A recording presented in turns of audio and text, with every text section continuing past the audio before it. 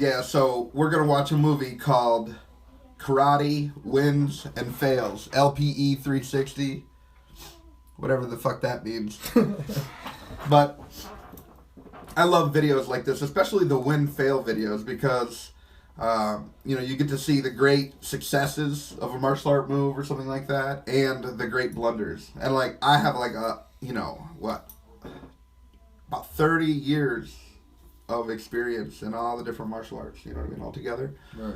I did everything, Taekwondo and Brazilian Jiu-Jitsu, and studied Judo, and I studied, Shaolin Kung Fu, and I studied hard body style, karate, and I studied Muay Thai, just everything, anything, and then wrestling, just anything I could get my hands on as a book, I would read it.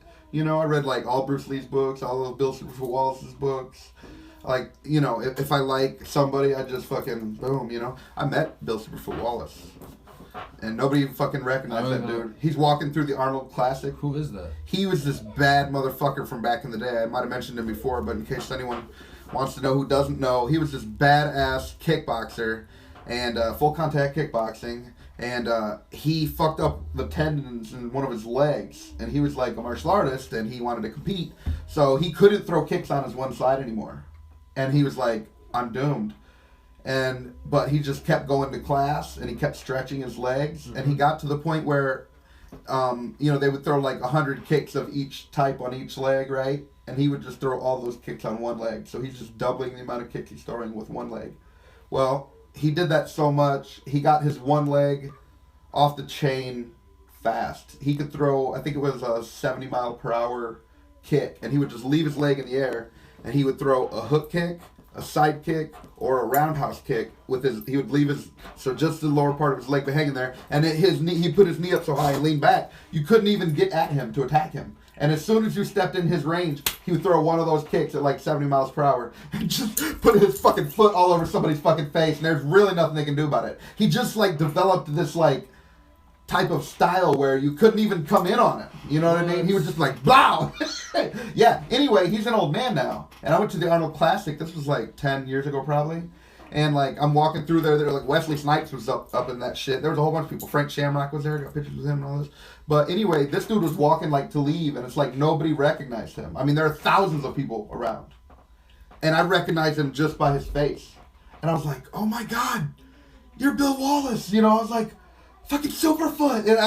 And nobody knew who the fuck this guy was. And I was just flabbergasted. I was like, dude, I've read all your books and you're my fucking childhood hero and shit, dog. You know what I mean? That dude, supposedly, he's, I think within just a few weeks, he went from just a regular person to be able to do the full Chinese splits, Damn. He just stretch and stretch and stretch every fucking day. I never heard of anyone getting in that fast, ever.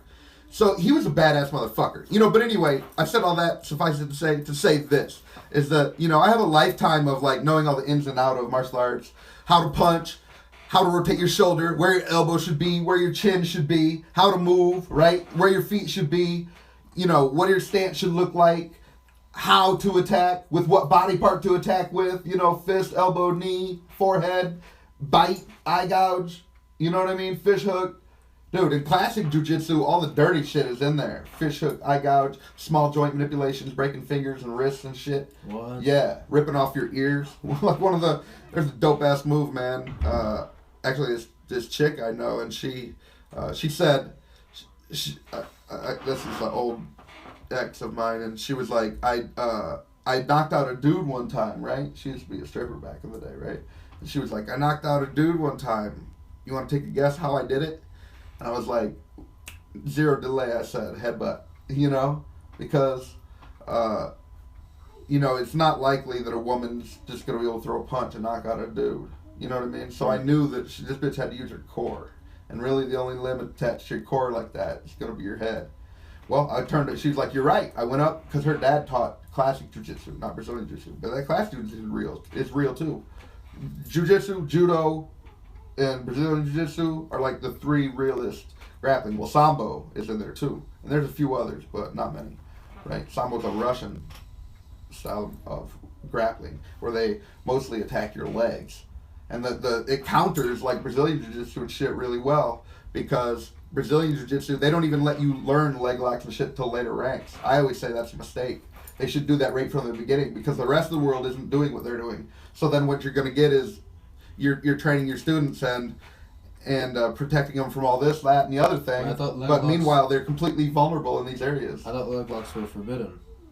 No, they're not forbidden. They just, most like Brazilian Jiu-Jitsu places and shit like that will make you be like, as you rank up, like a purple or brown or black belt, and then you learn those because they say you can cripple people. Well, you're already doing shit. I mean, you're choking people out and bending their arms backwards and doing all this other bullshit. You know, as long as you're careful, I think that it should be taught. I mean, you take so much risk in there. I mean, otherwise, well, I'm thinking about making a series that just talks about all this sort of like martial arts theory, you know what I mean? Because I have a lot to say in that area, and people can make of it what they want to,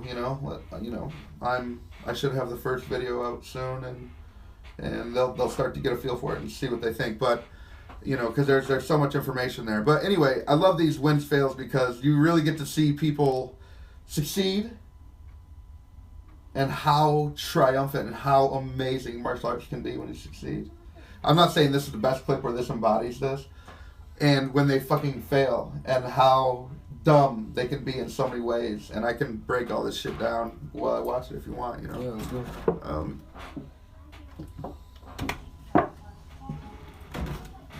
I used to do demonstrations at a couple different karate places I worked with. That kid is clearly doing a demonstration, like, either that or he went to like go to your dad's work day or something, but he clearly doesn't know a lot of things, and I'll get to it as they show it or whatever, but there's some great ones. I love this. See these type of pants here on the second little part of this clip, the orange and white pants? Yeah. That shit is, those are kickboxing pants. So I can tell these two are attempting to do some kickbox sparring. However, it doesn't look like they're wearing gloves, which most kickboxers would.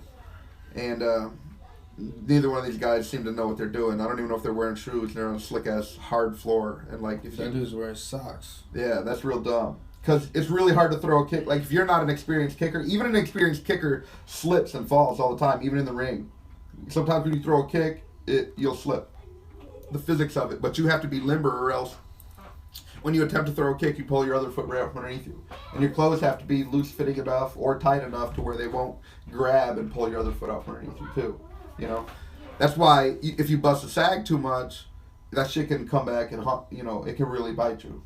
It can really, really bite you, because you could lose a fight just because of what you're wearing, right? Like if you're there's a lot of martial arts like jiu-jitsu, judo, and Brazilian jiu-jitsu, and even like newer styles like Eddie Bravo and shit. But that's 10th Planet style. But I don't know if they use gi or not. But a lot of those styles that I just mentioned, judo, Brazilian jiu-jitsu, and classic jiu-jitsu, use a lot of gi stuff. And in the summertime, they're not going to be able to do like those gi chokes, right? Because like if they attempted to pull this collar over and choke me out with my own collar, it's going to just shred my shirt. They're never going to be able to choke me out like that. However, a coat like this shit's strong enough to where if people are wearing a jacket or a winter coat, they could do those gi chokes on you. I could do a lapel choke, right? So your apparel can make the difference on how many submissions you have that are available to somebody else when you're grappling with them. A lot of people don't realize shit like this. You know what I mean? I think I learned that I did in one class, like a training class, and you like put the rope over their head and then you roll it. The belt? Yeah, the belt. My bad. And then you hold it with a thing and you pull it down and you choke the hell out. Yeah, there's tons of like, gi chokes and shit like that. I always, because, I went to a Carlson Gracie school, and my instructor, he didn't like the idea of no gi, Wally. But we had like separate MMA that we could learn there too, a dude named Todd Brown. He actually fought in the UFC once. Damn. And, but he did like the no gi Muay Thai, But see, I grew up with a bunch of Southeast Asians, and I knew a lot of them came from there, and over there, Muay Thai is their national pastime. So it's like what baseball would be here if baseball was popular like it should be, but it's not. It's more like what football or MMA is. MMA is like our equivalent now because it's the number one sport. It blows everything out, right? So that's what Muay Thai is. Blows out football? I'm pretty sure, yeah. Like the pay-per-views, nothing's ever sold as many pay-per-views as I'm pretty sure it holds all the records, yeah. So I'm pretty sure football is free on TV. Yeah. Yeah, so they don't even compete. I don't think. Okay. You know what I mean? Like, there's a world of difference between those two things. But, so, a whole bunch of people I knew that, you know, either that were first generation from Southeast Asia, and they did that, and like, you know, I would have friends' dads, and they all knew Muay Thai and were fighters back in the day, and so, and we, like, I remember we would just hang out, we watched Muay Thai videos just all day, and we'd get like this insight from their, you know, the parents and all the people who did it, and like, it was pretty amazing, like, you know, being a martial artist and being interested in that sort of thing, just how organic that came in their culture, right? Like in our culture, we don't sit around necessarily talking about wrestling unless you come from this martial arts type family, you know what I mean, or whatever. But those motherfuckers do sometimes, and they'll sit there and watch and analyze fight videos, and they love it, you know. It's like football to us or whatever. And so that's a big advantage when you consider the amount of population that knows how to fight. And Muay Thai is an extremely effective martial art. And, you know, they would teach us how to train our shins and shit. So even before I ever took a hard body martial art, I knew to train my shins to make them hard because, like, I would have friends and friends' dads. They would teach their kids, and we would all train together, you know? We would just kick bags and kick trees and punch trees and to train our bones and shit, you know? And that was a big advantage, you know? But that's what you get. That's why I love every culture on this planet. That's why I love people so much, and I love cultures. It's so interesting to me, you know? Life, you know, they say variety is the spice of life. What makes this life beautiful and what adds the flavor is all our fucking flavors. And nobody should be exempt. You know, people can hate on, like, Western culture all they want to, but we have the best music, the best media. We have the best of a lot of things, you know? And the rest of the world goes off our example. Look at the news. Look at what everyone wears. You want to talk about cultural appropriation? Who is culturally appropriated more than people clinging on to Western? The whole world wears our fucking shirts and pants and clothes and hats. They all appropriated us. You know, black people or whatever talk about, oh, that's cultural appropriation, right? Okay, then I expect you to be carrying around a fucking, you know, umbulu spear and wearing a grass skirt with a fucking rod on your dick. You know what I mean? Yeah, or else then shut the fuck up about cultural appropriation. You know what I mean? Because let's be real about this. The whole world has absorbed Western culture, and for good reason. The culture succeeds because it builds its basis on science. Whereas the rest of the world, there's this great video that came out recently, and they're at, I think it's like, I forget what college, so I don't even want to say it, but there's this chick, and she's from Africa, and she's like, I think we should abolish Western science altogether. And how do we do that when it's all based on facts? You know, science is real because it's real. She actually says this shit. I could probably find the video, but a lot of people are talking about this. And then, you know, one dude's like, that's because it's fake. She says, like, what about this? Like, a voodoo lady says she can cast a lightning bolt, and there's a dude in the crowd who's like, that's not real, you know? She's talking about wiping Western science off the map and making everyone start over, and yet you're supposed to believe this. Well, you know what makes science beautiful? Is its predictability. That's what makes science stick out from everything else. Look, if you're religious, you can't predict shit. You can say, oh, there's going to be an end of the world. Anyone can just fucking say that. We're all going to die. Yeah, we all are going to die. You don't need to be Nostradamus. You just need to be fucking, you know, notice the reality, because people die. Nobody's ever not died that we know of. So, I mean, but science, you can say, like, they built a large Hadron Collider in the search for the God particle, right? And it was predicted. They said, we're likely to find this particle, and sure enough, they find it. And that's the reason we can build all our devices and cars, and we can make predictive models of how aircrafts are going to be aerodynamic and wind chambers and do all this shit. It's because the predictive nature of science. We can figure out a formula and goes, this works. We can extend this. So if we make this should work. We should be able to make this taller building, or this longer bridge, or this stronger structure or material, or whatever the fuck it is. And the predictive nature of science lets you do that. You cannot look into the Bible and predict a fucking thing. As a matter of fact, it doesn't even tell you the shit that is empirically obvious. Like, you know, it says the earth is a round, flat plate. You know what I mean? You'd think it would, if it had that same predictive nature, you'd be able to go, you know, I mean, and look how many people go, the world's going to end. Every year there's like 5 doomsday people that go, the world's going to end this year on November whatever, and this has been happening for thousands upon thousands of years, probably tens, probably hundreds of thousands. Like 2012. But they never predict anything. Yeah, and Y2K and the year 2000, and this happens every 10 years and every 100 years. Religious people, Christians in the year 100, there's accounts by Jewish historians and shit where they sold their houses thinking Jesus is going to come back, because it says in the Bible he's going to come back in this generation. It says there will still be people here that are alive when I come back, is what Jesus told them. Here we are 2,000 years later, and so it's bullshit, it's just if it even happened, if that guy was even real at all, who knows? It's lost through time, and we don't even have first century documents like to where we can prove it, right? It's all like from the 4th century and up. So 400 years later, imagine, what do you know about the Civil War? That we fought against each other? Yeah, what details can you give me? And we're only 100 years out. Now imagine 400 years out from just a myth. And they got people writing about that and what they did and shit. How can you trust any of that? What could you possibly tell me about Abraham Lincoln that you could write out? Like the New Testament is, I forget how many books. I think it's like 27 books. You know what I mean? In the New Testament? I don't know. 17 or so were written by, supposedly by Paul. And all this bullshit. But none of this shit is provable at all. I mean, this shit is like 500 years after the fact that shit begins. And who could even believe that? I mean, it's like a revisionist history. They can put in where they want. They say history is written by the winners, right? Because they can just make up whatever the fuck they want. Who's going to say any different? Right. They're the ones that have the power to publish shit, right? So of course the church is going to want to say, yeah, Jesus was real. And he said that, like the Roman Catholic Church, for instance, they said, and Peter was the first pope. So that gives us like this, I forget the exact vernacular, but it's something like, when they sit in the seat that was supposedly Peter's, and the new pope actually did away with that because it was all covered in jewels and gold and shit. Supposedly that was Peter's throne, and then supposedly when they sit in that seat of Peter, they're infallible, and so they'll decree things. But then the next pope will come along and decree that one wrong. And there's a book that was written back in the day, I think it's called The Infallible Papacy, and how at one time there was like 2 or 3 popes. One time there was a female pope. One pope would dig up the other pope and drag his body through the streets, and call him a heretic and shit. And this happened for thousands of years. And they're just allowed to rewrite history because they own the printing presses, and they, that's the way it is with every government and shit. But religion is especially convoluted like that. I mean, there are multiples of the supposed spear that stabbed Christ, multiples of the cross, pieces of the cross, multiple spots where he was supposedly buried. I mean, it's just ridiculous. There isn't a single point that couldn't be argued in theism, almost any of them.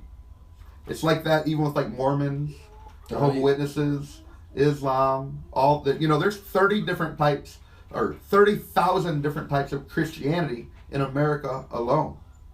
Because you're almost dealing with, like, each person could have their own type. If you don't believe in God, then how do you explain, like, the, possessed spirits? And, do you believe in spirits and the devil or nothing like that?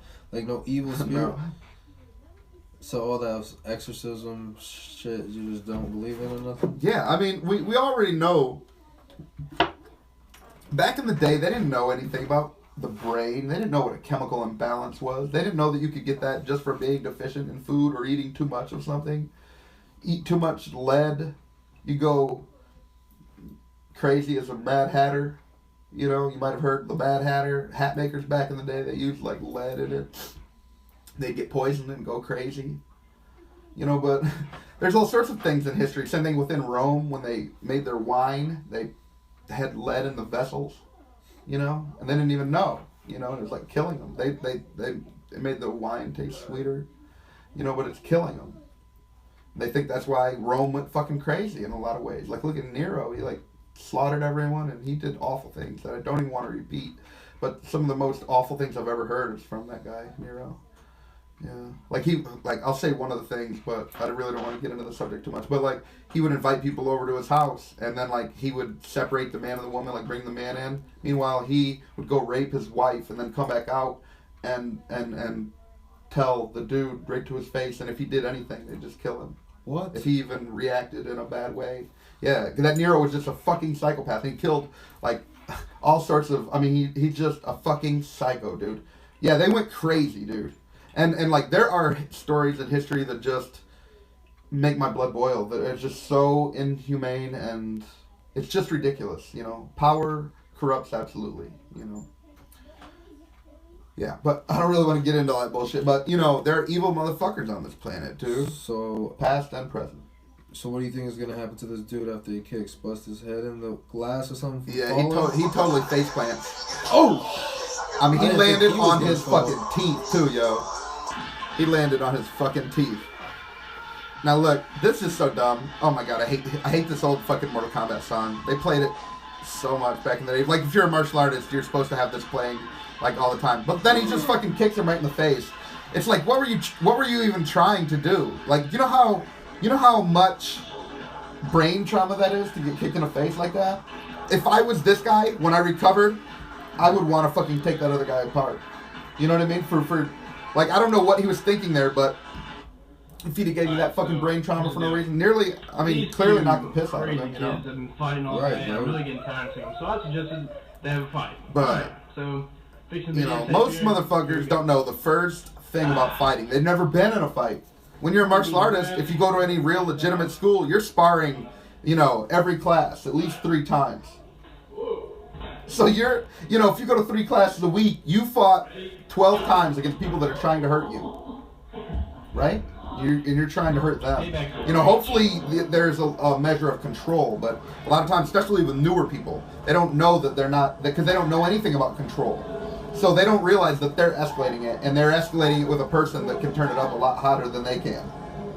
So that's what you get a lot of times, you know, when you get like new people in there, all of a sudden they're swinging for the fucking fences. So the experienced martial artists would be like, what choice do I have? Ding!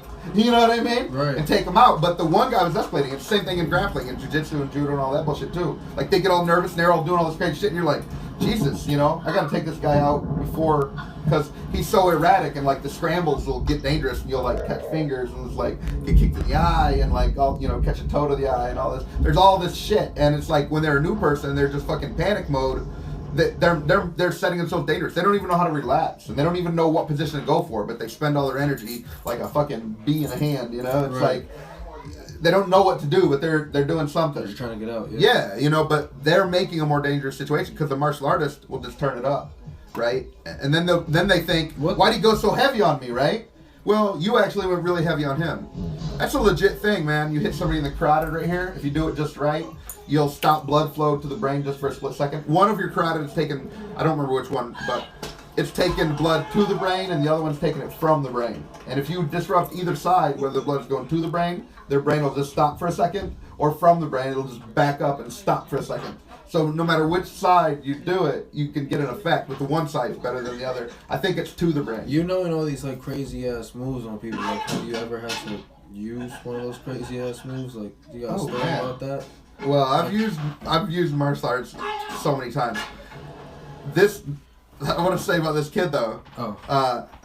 Board breaking is the stupidest thing. I just think it's no good measure of anything. I don't even understand why it's even really a thing. I thought it was just to make it look cool. Right, yeah, I know, but yet during the testing in a lot of martial arts, they'll have to break boards and do all this different shit. I think it's a really dumb way to measure anything. And katas are sort of in that same thing. Like, arguably, I think a kata is good in terms of you can get really specific and practice moves even when you don't have a partner. However, most of it is just real bullshit, and people don't really realize what they're doing, and it's not really applicable. Like, if I throw a punch, you never see anyone like, hi-ya! Hi-ya! You know what I mean? Like, that shit ain't gonna work, man. If that shit worked, you would have seen it in the ring, 20 years ago. Right. Right? That's how we know that shit don't work. And they don't know it doesn't work because most of those motherfuckers don't spar. You know what I mean? So they're doing things that don't measure any fighting skill or whatsoever. You know, boards don't, they just sit there and then they put spacers in them, they break real easy. But a lot of people don't realize that it's really fucking hard to like hit a board in midair and have that bitch break. You know what I mean? Because without anyone holding it, it doesn't weigh that much. And just bounce. E equals MC squared, you're just going to go blasting it off. And that's what that kid just does over and over. The same way with that guy who's punching that window, you know? But there's tons of times, like every single time. I mean, I think I hold a wreck out for the amount of punk outs because my personality, for some reason, some people just fucking hate me, just meeting me right off. Like I say 2 words. It's just my personality. Some people just don't like my personality, you know? And, I've had you know, like especially in my 20s, I had a constant slew of course, you know, in your 20s, most dudes have a little bit of a chip on their shoulder. They haven't quite figured it out. And then you're dealing with a whole world of dudes with chips on their shoulder. And so I would always get into like these headbutting situations where shit's just about to go down, you know. But usually I breathe fire on those motherfuckers. I just tell them straight out, like, I don't even care. You could kill me, motherfucker, but I'm going to take you down with me. You know what I mean? I was like, if my hand breaks off while I'm punching you, those two bones that are sticking out at the end, I'm going to try to fucking shove those down your goddamn throat. I'm not going to fucking stop. That because I literally am like that. I mean, I'm not kidding. I'm serious. I'm fucking serious. Like, I just, you know, once like that switch is flipped, you know, I feel like I grew up in a world where I had two older brothers who could beat my ass anytime they wanted, you know. So that I think that's what led me into the martial arts to begin with, you know, is a feeling of insecurity and wanting to be able to protect myself. But, you know, I had to like flip that switch sometimes and be like, just go crazy. When sometimes it feels like, you know, if I don't know who has like older brothers and shit like that, but sometimes it feels like that, you know, if they don't care about your well-being, then it's like, all right, if I'm gonna die here, then at least I'm gonna fucking leave a mark on the way out, you know. And you have to flip that switch sometimes.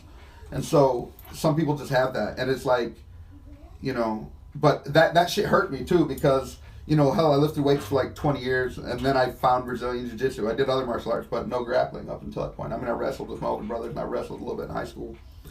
But, fuck, I can't remember how to go with that.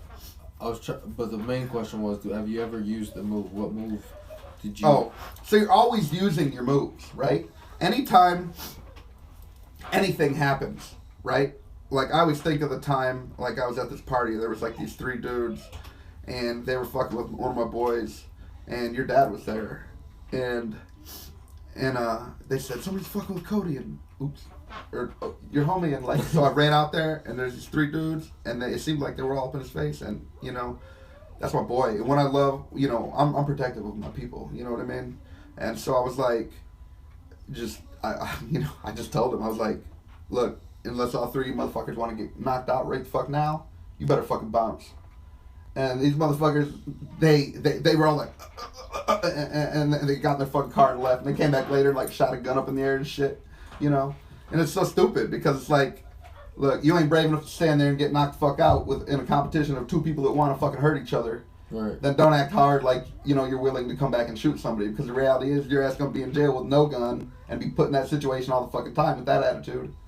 It's just people trying to act hard. But the thing is that, you know, for me, I don't, you know, people can look at it however they want to, but for me, it's just like, when it's somebody I care about, I've never had the restriction of like, you know, I'm not willing to put myself right there on the fucking line, you know.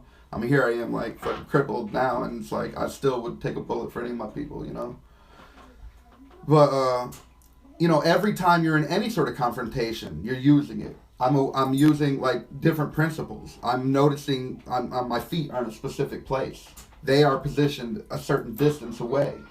You know, the direction I'm facing, you know, and the target that I'm picking, or the sequential order of the targets that I'm picking, right? Right. Angling, where's my back, right? Am I back up against the wall? You know what I mean?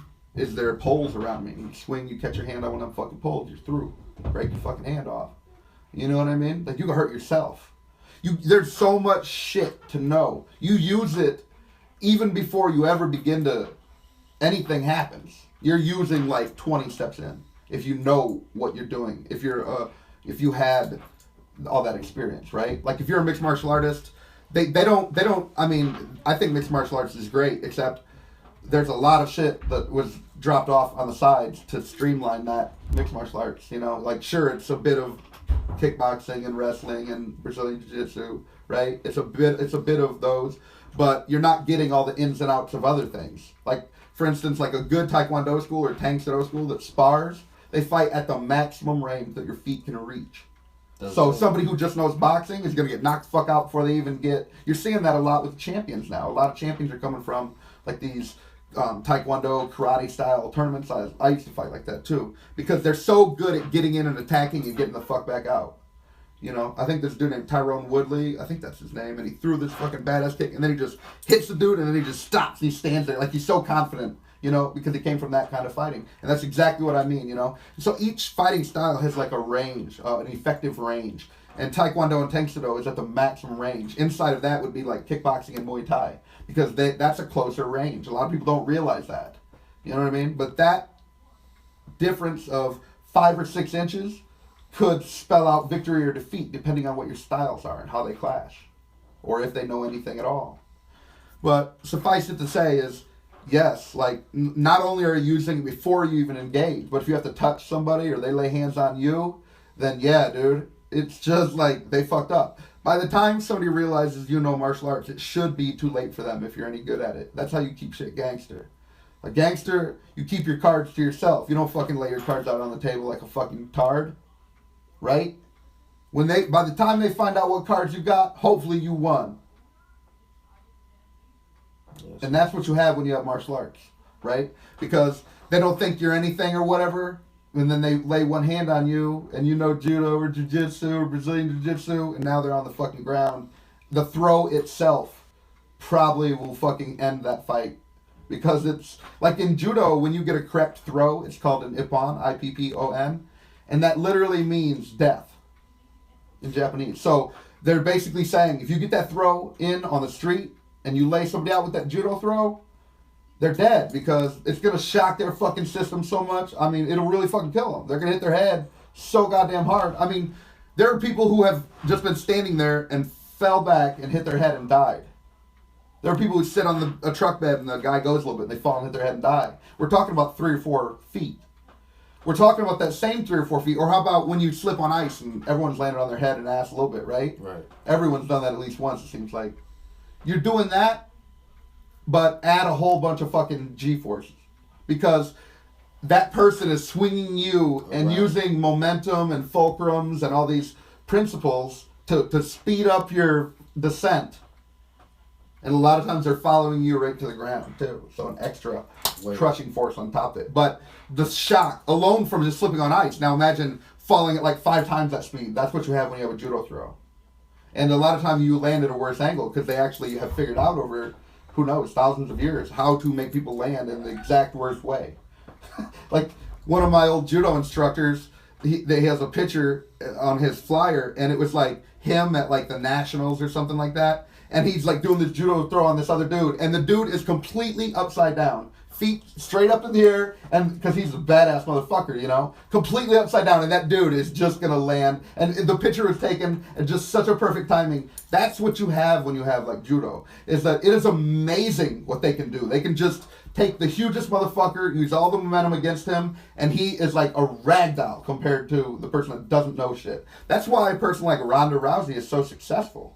She's a badass in judo. She went to the Olympics twice. I don't think she won, but even going to the Olympics shows the caliber the level that she's at. I mean, granted, in the female, there's probably a lot less competition than there would be in the male, but it doesn't matter because those same pool of people she'd be fighting in like the octagon, right? They might have moved on to MMA or whatever. Right. And so it just shows that even still, she's like really fucking scary. And that, you know, that's what you get when you get martial arts like that. And it is terrifying. I tell you what, as a martial artist, you really start to look at the world differently. Like, you don't want to go picking fights with anyone. I never do. You know, I'm 6'1", 280 fucking pounds. And I don't pick fights with anyone. I mean, you've known me for a long time. You know, but yet I don't want to take shit from anyone either. You know what I mean? And still I try to defuse it as much as I can, because I know that when shit pops off, people can die. I've seen it. You know, I could get into that sometime, but suffice it to say, you know, you don't really want to be involved in shit like that. It's better to live your life peacefully and have no problems. Martial arts is your last resort. It's like a gun. You don't go whipping it out all the time and shooting. There's all sorts of videos in Saudi Arabia, and they're having like a wedding, and they're whipping out guns. There's one where the dude has like AK, and they're at this wedding, and then he fucking shoots the groom right in the head on accident. Because they're probably fucking drinking, or who knows what, you know, or they're just drunk with the mood, you know. Is that why you hate instigators and stuff? I hate instigators, dude. Well, that is just uncivilized way of being a person, to be an instigator. You know what I mean? You should always try to diffuse situations, especially when it's people you care about. Like if it's your homie and you feel like somebody dissed your homie, right? you love your homie, so do you want to instigate and potentially get your homie killed or you killed? Is that the proper thing? Doesn't seem to me. You know? It seems like before, I'm not saying that you can't ever go there, right? Or that it isn't ever deserved. I'm saying that you shouldn't go right to that. For starters, you don't know anything about that person. And you always have to consider, if you say something and there's more than one way that it can be taken, it's going to be taken that way sometimes. So sometimes you're going to get upset about things, and sometimes people will say things that they don't think other people should get upset about, and it upsets them. Well, it ain't about what you think, right? Okay. And so, but same way when you're offended, you know, he might have said it to offend you, he might not have, but either way you're offended, right? So maybe there's something you can say to like highlight that, or be like, well, you know, what are you trying to say? You know, let's clarify. And if they are trying to be a dick, that shit will come out, right? But just attacking like right off, right then, doesn't seem like the proper. There's all sorts of levels like that in college and in psychology, they taught us a principle called escalating assertion, and it's a principle that I've tried to use ever since then. And it just basically means don't let anyone walk on you, but you know, try not to be a dick about it. So when you point it out, you're asserting yourself, right? And there's no reason for me to take it past that. Like on the first instance of something happening that would offend me, I would be like, you know, that kind of hurt my feelings. Were you trying to do that on purpose, right? Right. And then like the second time it happens, then I would escalate my assertion. Like, are you really trying to do this? Like, what's going on here, right? And then if you keep doing it, but you can see that people that keep pushing you over your limits and hurting you or whatever it may be, you probably don't want those people around in your life. You know, you can measure how much you love yourself by who you let be in your life and how they treat you. If somebody treats you like shit and you let them be in your life, well, you know, why are you doing that to yourself? Why are you not loving yourself properly? You don't need to take that abuse. And this is a lesson I should have learned a long time ago. And I'm a hypocrite in this area. Because I read this great quote yesterday, and it's something like, if you could open that drawer and grab my book real quick. And it was something like, you know, no, the quote book right there. The red book. Right there, yeah. And it's, I hope I have this wrote down right here. Fuck, I didn't write it down. Or maybe I did write it Try to down. paraphrase it. Fuck, I can't even remember what the hell I was going to say now. You're trying to say about hypocrite. You're a hypocrite in that area. Oh, and it said something like, you know, when you forgive somebody, I wish I knew right where this was, but it says it's something to the effect of, when you forgive somebody, you know, that doesn't mean that you need to let them. Actually, I think it was on here on the internet. You know, that doesn't mean you need to forget, right? Okay. Just and then don't let them get that close to you if they're gonna constantly do that to you. Right, reignite the situation. Yeah, and so you know that makes sense to me in that way. Fuck. Yeah, I mean I could probably find it here, but it would take a minute, and I would have to. Oops, that's not the one. Fucking shit. That's cool. Where's my what was this photos? Ugh.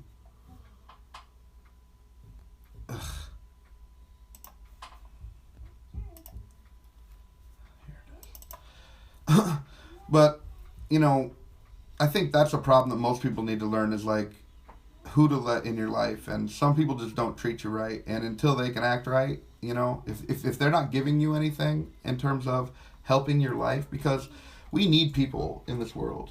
We need each other. And, you know, they either want to be a part of that or they want to use you like a fucking slave or just take from you and never give, you know what I mean? Like, you don't want people like that, you know? Okay, here it is. I forgive, but I also learn a lesson. I won't hate you, but I'll never get close enough for you to hurt me again. I can't let my forgiveness become foolishness. Like, that basically sums up what I'm trying to say. You know, it's like, don't let that shit, don't let them own you like that, right? Right. You know, you can still have them in your life, but, you know, keep them at an arm's length if that's how they're going to act. And, you know, I've always let people choose their own categories in my life, right? not everyone is willing to have a real conversation and be a real motherfucker, wear their heart on their sleeve sometimes, and not act hard, and not be a douche or a dick, and listen to, maybe what other people have to say sometimes, or the opposite argument. It's a mark of an intelligent person to be able to hear an idea and contemplate it without necessarily believing it and holding it yourself. You know what I mean? That's the mark of an educated and intelligent person. That was hard for me before. With clear and rational thinking. Yeah, and I of all people, like I grew up as a hardcore Christian, and I would try to not absorb information that was outside of Christianity. You're always afraid of that. They teach you to fear it, as rightly they should, because any one of them facts will instantly throw what you believe into the fucking gutter, right? Because there's, we're dealing with like empirical, observable reality over on one side, and on the other side, just take my word for it. And every question's answer is, because God. Right. You know what I mean? It's like, over here we have all the proof in the world, in every way, shape, and form, empirically evident throughout tons of different scientific fields. And you think that's all a conspiracy, that they just happen to line up like that? No, it's just that whenever they do all the studies, they follow the evidence where it leads, right? Over here, they're believing it no matter what the evidence says, right? That's no good, man. That's no good. You're kind of sliding off screen there. But what's really confusing when you also have these other stories that make it seem like God is real. Like, it was a video, I don't even know if it was on YouTube or it was at school, showing that Noah's Ark was real, and this and that, and it hit Mount Everest through some mountain. Ararat. I don't know which one. It's called Mount Ararat. And well, at least that's where it says it landed in Genesis. Well, I got news for you. They're all full of shit. They have, every 5 or 10 years, they supposedly rediscover a new Noah's Ark. It's so, yeah, because I was a hardcore Christian, and I was really into that too, and I noticed that there was all sorts of these where they supposedly discovered Noah's Ark, right? Even if it was real, that even if they did find an ark and that shit had Noah carved in there from 3,000 years ago, right? It still doesn't prove that a God told him to do anything. It still doesn't get you to God. That's the problem with all of this, right? Even in Christianity, say you could prove there was a dude named Jesus, he was crucified 100%, but that's completely debatable. I think most scholars think that he might have been a real person, but it's all just myth. And you were talking about secular and religious scholars when you really press them on the issues, because it's what can you really prove, and you can't prove shit. And even if you took all of those things as truth, the Shroud of Turin, which is bullshit, the fucking cross, the spear, Noah's Ark, where Moses was buried, even if all that shit was 100% provable and real, you still don't get to God. You still don't get to God. It's a non sequitur from like, okay, there was a guy named Noah. Well, I had a friend named Noah too. Of course there's a guy named Noah. Of course we're going to be able to look and find some grave marked Noah or Moses. These are popular names. Even the names like, regular people's names are, a lot of them come from the Bible and they don't even realize. And they say, well, that doesn't seem weird, because next to all like Methuselah's name and shit, why does like the name like Joseph or Joe stick out so easy? Well, that's because it sounds normal to us because we've appropriated that. Just like the stars in the sky. Most of those are Arabic names. Our our numerical system is Arabic numerals. It's from the Arabic world. But we've appropriated it. To us, that's just part of our language as well. So it doesn't sound weird to us, but it's not because it's not foreign. You know what I mean? So it's not, there's just so many non sequiturs in the proof of any theology, So many non sequiturs. Like even if you could prove any of the things, there are talks even in like Mesopotamian writings from back in the day on clay tablets that talk about a flood, or even in Chinese histories. There's history all over the world that talks about a flood myth. And they think that's where Noah's myth came from. Like the Jews sort of appropriated their mythology with some of the world heritage memes that we inherit from, time before it was written down, Right. And it's just passed on through word of mouth and memes and shit, and so that meme is still here to this day, and It just doesn't get you anywhere. And same thing with Jesus. Is like there have been all sorts of people that basically share the same bio as Jesus. You know, born on the same day, did the same thing, had 12 apostles. You know, that's what's crazy to me. Yeah, there's tons of people that sort of fit these bills. Egyptians and Greeks and I mean just all sorts of different gods and deities and shit fit the same bill. You can clearly see that these memes have been appropriated and integrated so many times over that it's so muddy, the water. You know, I mean, it's just a bunch of bullcrap, you know? And none of it has any predictive nature, you know? Science is the only thing that not only can you prove empirically evidently, you know, you can be a Christian and you can pray and God won't appear to you. But I read about this one 18-year-old kid, and he wrote, I think it was NASA or MIT, and he wanted to build a nuclear reactor for his high school like science experiment, and he wrote to them, and they sent him like thousands of dollars worth of the equipment he needed to be able to build, because you can use science even as any old person and build it in your garage, and it will fucking work, and you can prove it to yourself. But yet you can be any kind of theist, pray all day and night for God to do any goddamn thing, and then nothing happens. And don't just pray like you know, if you order a pizza and then you pray that it gets there hot and fresh and then it gets there. Is that predictive nature? No. Because it's not falsifiable. Because if it doesn't come, you're going to be like, you know, God works in mysterious ways. And if it does come, you're going to be like, God is great. You know what I mean? Yeah. That's called confirmation bias. Like, you're only going to see what you want to see in the world. But there is no predictive nature to that. Whereas science, I can predict that if I put these parts together and I do this, that, and the other thing, I will have a fucking mini nuclear reactor in my garage. Or a Tesla coil. Or whatever the fuck I want to do. It's just hard, even though we're hearing this, it's just hard to accept it. You know? Well, a lot of people have that problem. I did too, you know? I mean, it takes time before shit sinks in, you know? It takes time to absorb information. It takes time for people to be able to wrap their head around concepts. You know, you can't convert anyone in a day. You know? And it's never my goal to convert anyone. I don't want to convert or deconvert anyone from anything. That's what separates me from theists, you know? Christians want to convert you to Christianity. Islam wants to either you to die or convert to Islam, you know, or pay a tax. Shit's on you for the rest of your life, you know? You're not even allowed to build a house taller than the Muslims. Like, if you live in their country, like, one of the things that you get taxed and oppressed underneath the Sharia is, like, you're not, like, say you want to build a building, right? You're not allowed to build it higher than a Muslim-owned building. It has to be lower than that. You can live in a house, but it already had to be built before you moved in. Then it won't be tore down. There's all sorts of dumb rules where they just shit on people who aren't Muslim or they kill them, you know. You're going to have to flee eventually because they're in a single Muslim country where everyone who isn't Muslim or even the right type of Muslim isn't persecuted and shit on and slaughtered in the daily, you know. But I can't remember what the fuck we were talking about. Oh no, you just started getting my mind about Islam again. I started getting pissed. Yeah, well, yeah, it's upsetting. So let's continue. So here they are, board breaking, and like I said, I think this isn't a good measure of any sort of anything. You know, it doesn't even tell you how strong your bones are in your hand or anything. When you break boards, it's really just a parlor trick. Like many of the things you see in Shaolin. Like they're doing all sorts of shit. Like they'll put a spear on their throat and lean into it. You ever see these videos? No. I could show you if you want to see. But it's all parlor tricks. And once you understand how it's done, dumbass. It's so dumb. Dumbass. One martial art I took called Wei Chiru, a guy could break 3 baseball bats over his shin simultaneously. The world champion. His name is Rick Martin. He was in Black Belt magazine when I was younger. Do they believe that makes them stronger? What? Do they believe doing that makes them stronger, man?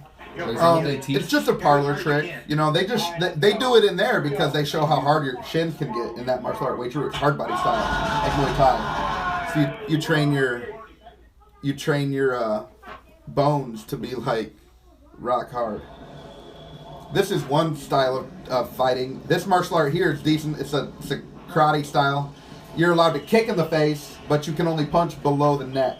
I think it's great because at least they spar all the time. Right. You know? But, man, you get kicked full force with no pads in the head, dude. I mean, like that chick just did, you know? Yeah, she's straight knocked out. out. Man. A kick is automatically like 4 times stronger than your hand.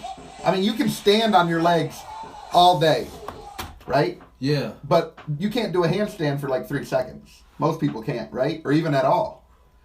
So think about the strength difference between your arms and your legs. You can walk around on your legs all day.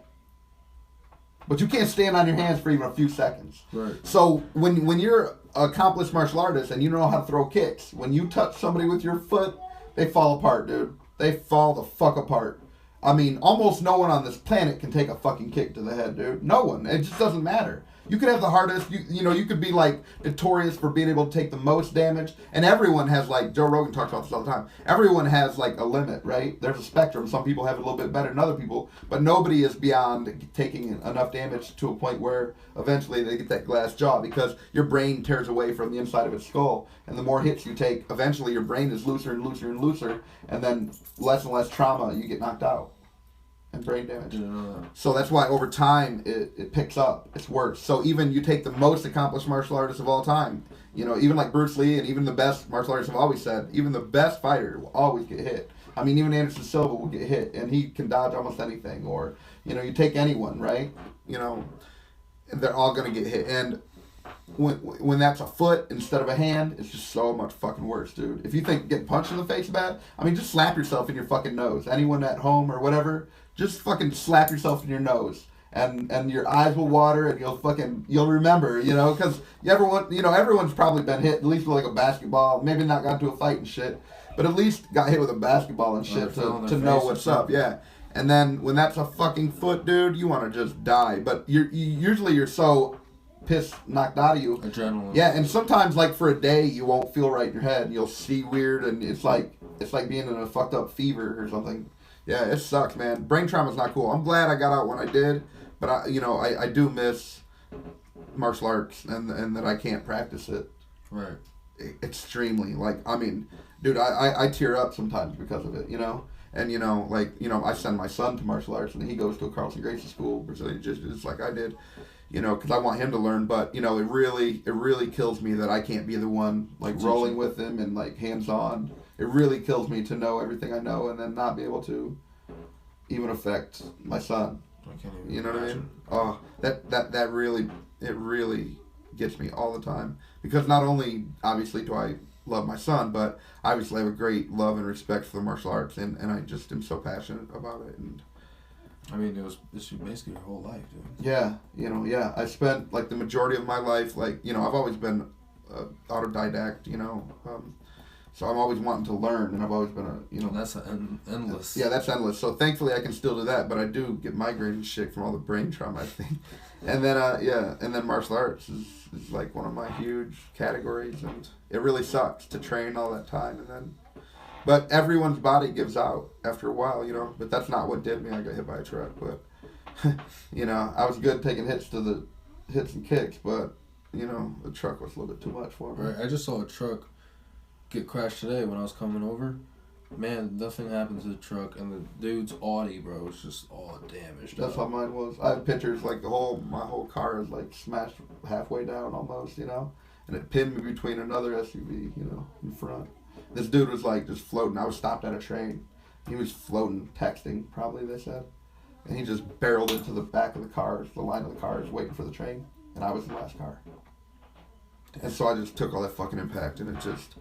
They said, everyone tells me I'm lucky I can even walk, and that if I wasn't who I was before and had lifted for 20 years and been a martial artist and been tough and everything, it would have probably either broke my shit and paralyzed me or killed me outright. That's what every doctor has told me, yeah. Because, and whether that's true or not, I don't know. In a way, I'd have rather died that day than even be here right now.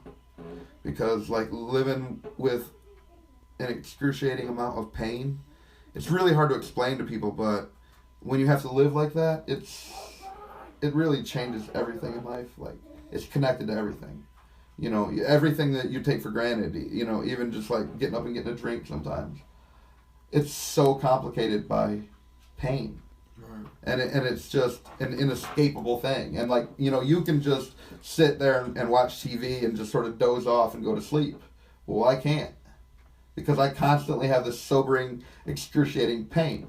It's shit. That's why I say I think I would have rather died that day, than be stuck like this. Like in the movies, Charles Xavier, he gets his shit fucked up, and he's in no pain. It's always like that in the movies, right? When they get hurt, like, sure, he can't walk. I think I'd rather be able to not walk and not have this pain than to have this pain and you know, I can walk most of the time, but sometimes I have to use a cane, sometimes I can't. Like when I go to the museum and shit, like we'll go on a trip, Aaliyah will push me in a fucking wheelchair the whole time. I can't walk around for like a couple hours like that anymore. My shit's too fucked up. And that shit kills me, man. It's little things like that, but, you know, it really takes the pride out of you, too, you know? I mean, I went from, like, one day, I was, you know, not only one of the strongest I've been lifting for, like, so long, but I was also been in martial arts for so long. And I was a pretty scary motherfucker. And I still think I'm pretty scary in certain ways. However, I went from being so strong and everything one day to getting hit by that fucking douche. And now it's just a completely different life in person. Overnight. It's such a thing to take away, you know, especially from a person like me who's always put such a point on being able to have the ability to defend yourself and all this sort of thing. But not only that, you tell yourself that every day. So yeah. You can't forget about it. Can't forget about it. And you got that constant screaming in your head and in your spine to remind you. I never get any time off to where I could feel a hint of normal since then. It's 5 years right now, basically, since that happened. You know, and every moment since that fucking accident, I knew something was horribly wrong right away. I could feel it inside. You know what I mean? I was like, I don't know what it is, but and to this day, I feel like that. Like if I move wrong just a little bit, I'm just gonna go paralyzed. That's what it feels like. It's really hard to explain what I'm saying. You know, if you've never felt it. But it's... Does it feel like before you're about to faint, that little dizzy? I wish it felt like that, because that's a loss of your faculties and your feeling. I'm the opposite, right? Like, it's so extreme that it feels like it's pinching just right or whatever the fuck is going on in there. I got all sorts of damage. But it feels like that it's just gonna slip and then I'm just like, that's it. And then my legs don't fucking work. That's what it feels like at all times. It never goes away. It sucks. Damn. Yeah. So... You know, that's a world difference between those two things. What previously happened, y'all? This dude got kicked. He got kicked with a hook kick, which I got after I got in that fight. Or when I had to fight those girls, the next dude that came up did that kick, hit me right there. But I didn't go down like that, but I almost did. That woke you up. Didn't you say he won? He won.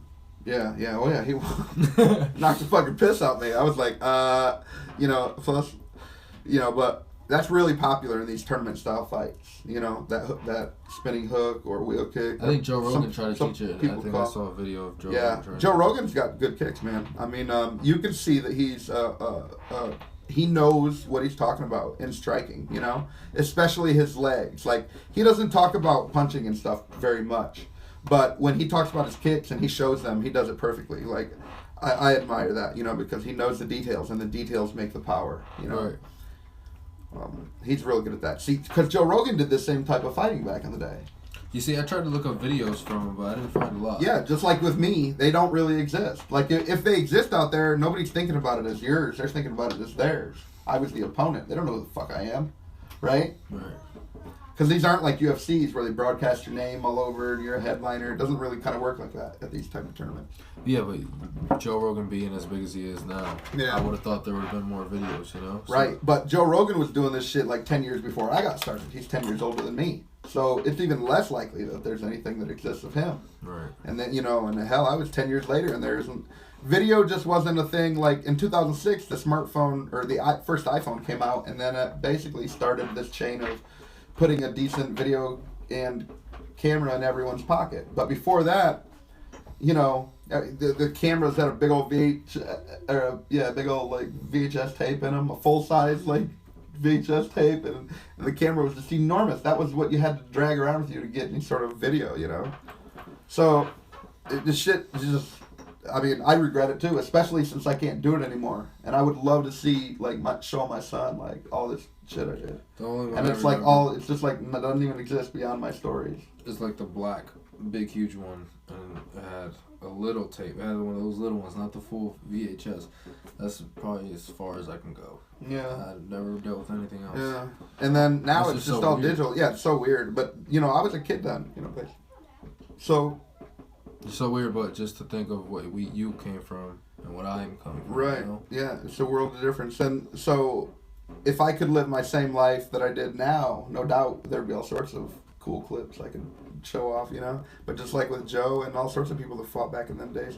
I mean, even when you look at something like even a professional fighter like Bas Rutten, like look up his Pride fights, and there might be a Bas Rutten. Yeah, he's like one of my all-time favorite martial artists. Badass motherfucker, man. I think he's from Holland. And he had problems with his spine too, and his one arm was like atrophying. I heard he lost like 3 inches on his arm. What is that? It's like where something's wrong with the nerves or circulation, and it shrinks up. You know, you lose your strength and size. And he went overseas and got some stem cell treatments, and I heard he's back feeling better than ever. And even his protege, Dwayne Bang, had some injuries. I think it was like shoulders and shit, and he got the stem cell and got better too. I would love to get that. I would love to be able to train again, you know, get back in shape again and do all that bullshit. But I don't really see it happening. I have so much damage. I would have to, because like 13, like you have 23 discs in your back. Okay. 13 of mine are fucked up. Damn, that's a lot. Most people have one, and they live a life of pain, and they may be on disability, and they're always having to do things to cater around it. My dad, his shit was fucked up. He only had one. I have 13. Dude. It's like from top to bottom, my shit's fucked. And you don't like, think stem cells would fix it? I think it would help. I want to try it, but I'm just saying, what if I had to have it 13 times? You know, it's not as easy as other motherfuckers might be. That's what I'm saying. When each treatment could be like $100 grand, I don't even know what it costs. Because we don't even have it in America as far as I know. Joe Rogan said there's some people coming to America right now. But either way, it's not common enough. It ain't going to be available to me, regular old dude like me. Right. You know, I'm not millionaire like those motherfuckers are. I mean, good. I'm happy for them, you know. I'm not hating. I'm just saying. That sounds likely. I just unfortunately don't have that luxury. So, yeah, I don't remember where the fuck we was going with that or whatever. But so yeah, this dude did like a spinning hook kick or a wheel kick, depending on however you want to call it. And a lot of people don't realize you can knock somebody straight the fuck out with a smack. There's no difference. It's same trauma to your head. Right. If you catch them just right, you know. You want to catch them just right on the chin. You want to get their head to spin because it's that spinning motion that jars your brain and might have like a hit your carotids and everything just enough to disconnect your brain for a second. That's weird. Cause so when you want to knock somebody out, would think you try to hit them in the jaw. Just hit them in the cheek right Yeah, or they say hit them in the temple, you know. Because I think you hit them in the jaw or the temples, the two easiest ways to hit somebody in the face. You hit them around the eye and the nose, you're likely to hurt them. Like if you hit somebody in the nose, they're not going to be able to see. More than likely it's going to fuck up their vision, you know. But it's not going to knock them out. It's going to like bloody them up, make them dizzy and all that sort of shit, but it's not going to knock them out. You'll cut the eye. A very common thing is to break the orbital sockets of the eyeball. Yeah, like if you ever get into a fist fight and you get a black eye, you might want to be careful if you blow your nose that day. I know this dude, he went to fight. I used to work with him. He went to a preliminary fight to get into the UFC. And I thought he said there was 2 at those times. Now I think they would just record those, you know, put them as part of the show. But then they didn't. This was like in the early days of the UFC. And he said he fought one and he won, and then he fought the next fight and the guy punched him in his eye. He didn't think anything of it. And then later that night or whatever, you know, since he got to a fight, nose was all stuffed up, like he had a bloody nose, but he had a black eye, and he went to blow his nose and his eye popped out. Because, what? Yeah. Because it's a real common, you break your orbital socket. It doesn't pop out like hang out like on the optical nerve. Oh. Popped out like this eye over here is like out. It's like inside of your eyelid, but it's like popped out. Because when you break your orbital socket, that's what's holding your eye back, right? And so your eye like socket like can fucking wander. And then he just said he had to wear a thing on it for I think like a week or so, and then it like slowly as the swelling and shit healed up and went back down, and then it heals back up. It's a very common injury, but if you ever get into a fight, you just might want to reconsider, you know, just going to sleep with that stuffy nose instead of blowing your nose that night. You know, never even thought of that. Yeah, most people don't. It's just weird shit that you hear and stuff when you grow up in martial arts. You know, there are millions of things like this that I can talk about. You know, this is the reason I was thinking about doing like a series on it. Ew, his face. What's going on? Did you just assume her gender? Oh, I believe you did. Yeah, I totally looked like a dude. Yeah. But yeah, you don't know till the scream comes out. And she's like screaming an awful lot. And she's also standing there like she has a carrot up her ass. Then she's like, yeah, that's a nice carrot up my ass. Right in the pals. Bags of dicks don't grow on trees. Nope. Make sure you finish one bag before you open the other. Oh god. Yeah.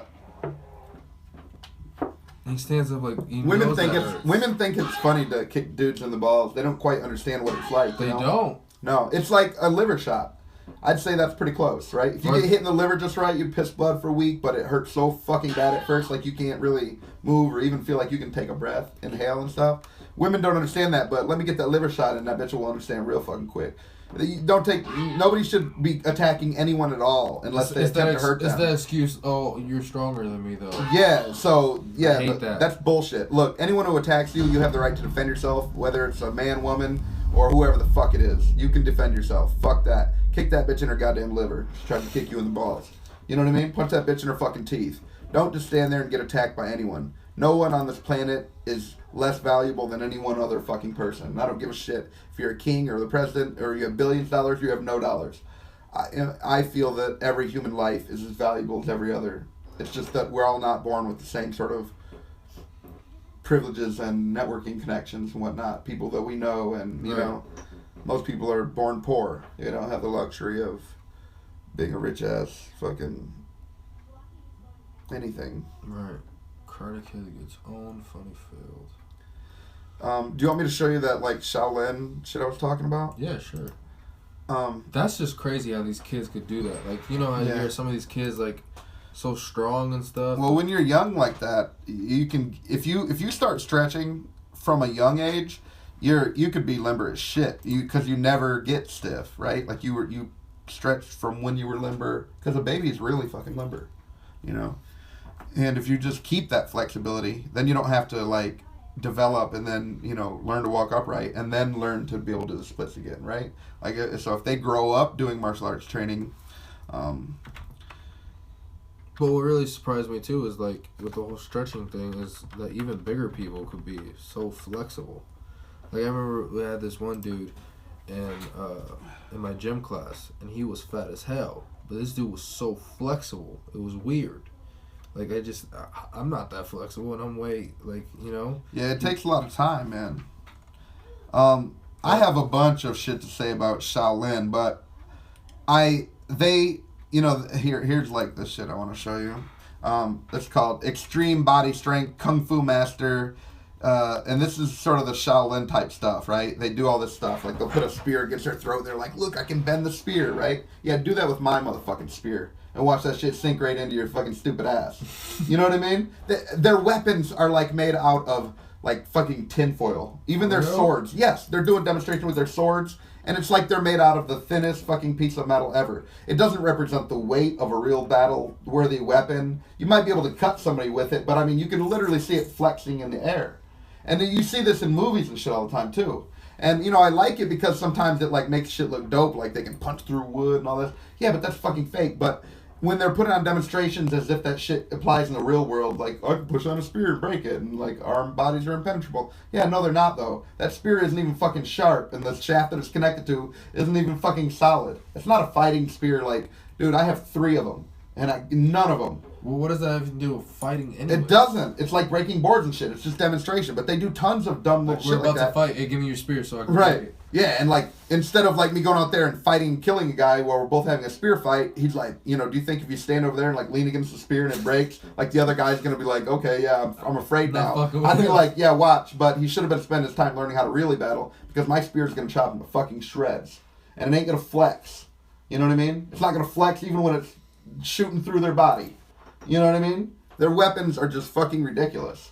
And it's like they have tinfoil weapons and all their shit is parlor tricks. Like, they put a drill up to his head and he's like pushing and applying pressure. Yeah, but the drill bit couldn't be fucking duller, and it's obvious when you look at it. Or the steel plates, like they're hitting them against their head and breaking them. Yeah, but they're using a fulcrum and leverage. And they put the major weight of it above their head. It's all science. It's all parlor tricks. It's all smoke and mirrors. If you've seen bed of nails before, if you put enough points and they're not sharp enough, you can support yourself. And I'm not saying that isn't hard, you know what I mean? Right, because that's horrible. This dude it's horrible. 3 knives, a knife right here, and 2 knives in his lower thigh. It is horrible, but you can clearly see that it isn't. It's all bullshit though. It's still all parlor tricks. Like, yeah, they take a little bit of damage, but with the real fucking spear, any of mine, you put your weight on that, it's just gonna fly right through his fucking body. Right. You know. But these guys are known for all their shady shit, and we used to do that. You know, like break a stick over your back or do this or that. But it's all leverage, right? Like they put the long end of the stick over your back and they're swinging it close. So then when they hit you, the longer part will just snap. It's not really, you know, like anyone who knows the physics and knows the bullshit of it just looks at this and is like, this is so stupid. But it's people who don't know that look at it like, wow. But notice how they try to cut out the drill bit as much as possible. Because if you can take a look at that drill bit even for a second, you'll see that it couldn't be duller. You know? That drill bit couldn't be duller. I don't understand how people could take this serious. But they do, dude. I've gotten to countless like debates where people will sit there and argue with me about all sorts of shit. Even like chi and all. It's like, dude, if this shit was provable, you know, like we would notice. Huh? Like some Naruto chakra chi, like that's what. Yeah, man, like that. Like they actually think, you know. And I've had people like get straight pissed at me. I was like, dude, chi is not real, and he's like, oh, I have seen it, and get all like so upset. Yeah, and I don't want to name this person, but he lives close to me, and he got so shitty, and it's like, nah, dude, you know, like, well, then prove it. You know what I mean? Then fucking prove it. Or like right there, he's putting a blade against his throat and like pulling a thing. Even if that blade was sharp, you could push a blade against yourself. I have all sorts of blades right here, and I can push that blade against myself almost as hard as I want. No, it won't. It won't? No, that's how you can lay on a sharp blade. It won't cut you. You're gonna get cut as soon as you move that blade, or if I move my skin over that blade. But as long as I just press that down on myself, it's going to take a fuck ton of pressure to cut me. What? Yeah, even if it's razor sharp. That's the parlor trick to the blade thing. You know, so he like had a blade here and he tied it and pulled the thing. Dull. No, but if he fucking went like this, slice right through his fucking throat if that was sharp. But I don't even believe it's sharp. They never even show you. They don't go like, look, here's him slicing a ripe tomato or a loaf of bread, because that shit'll prove whether it's sharp or not. Right? You ain't going to prove it by cutting a watermelon. That's hard. You can cut that with a dull anything, right? Because it's hard. But you try to cut like a loaf of bread, and that shit ain't sharp, you're just going to squish it right down, right? Right. The test is in the material, you know? So it's all a bunch of stupid-ass parlor tricks, man. It's fucking dumb. It's a cult. Like these monks, like, on their head, that's how they train? That's what it says, how it's shot. Yeah, they do crazy shit. You know, they put themselves in crazy positions all the time. Like, think about in India with yoga, you know what I mean? That's all about like putting yourself in the most uncomfortable position as possible and stretching. What does that teach? I mean, flexibility and strength for the head and stuff, like. Yeah. Even that, you know, like they still do all these positions that are extremely hard to hold, and it builds up their strength and all this and that. Yeah, I mean, it's not like they're not doing anything amazing, because there are amazing things there, but Shaolin used to be like a sort of its own little military. And then over the years, it basically became just like a novelty. You know, it was no longer needed to protect their nation or anything. And then they used to fight with real weapons and do all that. And then over time, they weren't really the military anymore. They didn't hold or need them for military power. So now they just were reserved to just monks. But they liked the old tradition of fighting monks. So over time, they still train like they sort of are doing martial arts. But over time, it's become all bullshit. It's became all just for show, because that's how they make their living now. They put on these demonstrations. They get people to go there and to donate and all this sort of thing. And they're sort of a mix between a martial art and a religion. You know, but really, you know, it's all parlor tricks. They became just like a big parlor trick just to gain money from doing shows. They've become like an acting school. A lot of people don't realize that even like Jackie Chan or Jet Li, they went to a kung fu acting school. They didn't actually go to like a kung fu fighting school. Their styles are specifically for acting. So when you compare somebody like that to somebody like Boss Rutan or something, there's no comparison, because Boss Rutan, he would look good on camera, but he wasn't training to look good on camera. He was training to hurt motherfuckers. Big difference, right? Right. And he wasn't training with tinfoil weapons. And, you know what I mean? And he wasn't practicing parlor tricks. They actually knew that. He was practicing choking motherfuckers out. He was practicing, this is how you break somebody's arm or leg or shoulder or whatever. This is how you throw a kick at somebody's fucking teeth. That's what the fuck he's practicing. He ain't over there practicing like look at this, like with a little bit of smoke and mirrors, ta-da! You know, that's bullshit. It's not that they're not doing anything hard, they are. But to try to pretend like that's applicable and shit. That's real. Yeah, and that's real. Look, there ain't none of my swords that you could even, with any amount of force, you'd have to put that shit in a fucking, like an actual machinery press to bend my shit like that, right? Or you're going to have to use extreme leverage, like lock that shit in and just, you know what I mean? Because all my shit is solid, made for chopping people to bits. You know, it's like anyone who has good shit. You know, you got a good gun, it's not made to melt on your dashboard, right? Right. It's made that so when you need it, you pull the trigger and it's going to fire a bullet that hopefully ends the threat. Well, that's the way all my knives and all my swords and all that shit is too. You know, I don't own any tinfoil just for show, half a pound anything. I own a couple pair of I used to do demonstrations, so I have like real pairs of chucks and fake ones and all that. But they're not fake, they're like practice or demonstration chucks. They're lighter weight, you know. But, you know, it's for demonstration. And when I present those things... You know how to do nunchucks? Oh, I'm pretty good. I used to do demonstrations. I could do 2 at a time. And people are always surprised, yeah. Because they just look at me and they don't think that. But, you know, yeah, I grew up in a lot of the martial arts I took were old school, you know. And just like anything, I studied and, you know, I fucked around with it for so long that I eventually learned it all myself, you know. I didn't have a teacher for nunchucks, you know. I learned some sword techniques and staff techniques and shit in different martial arts, but never learned nunchucks in any kind of martial art. I think most people have to learn that for themselves because I don't know who the fuck teaches nunchucks. I know that there are different police forces around the world that will use chucks instead of like a baton because you can do like small joint manipulations. Yeah, you can like lock somebody's wrist in. I can show you exactly what I mean, but I could lock your wrist in, put the chucks around there, and then I just hold them like this, and it'll hurt so bad. Like if you try to resist, they could just twist, you know, and like it just like fucks your fucking wrist up. You know what I mean? But handcuffs are just as good. So it's like most people they're not trying to use those nunchucks, and you know what I mean. It would be kind of cool, just cool to think about. Yeah, but yeah, a lot of and you know there's different martial arts that are just for show. I mean they're not even. Like, there's this thing, I think it's called NAFTA. It's been a long time since I've talked about this, but I knew a dude that did this, Southeast Asian buddy of mine. What's NAFTA, up, if you're watching? Stand for something? Yeah, but I don't know what it's like an anagram or whatever, but I don't know what it stands for. But it's basically... Who's shouting out? Hold on. I'm not going to say his name, but, because I don't know if he'd want me to or not, and I wouldn't want to violate his privacy, but it's basically sort of like when you see... A lot of people call it like urban ninja-ing or parkour is sort of mixed in with this world.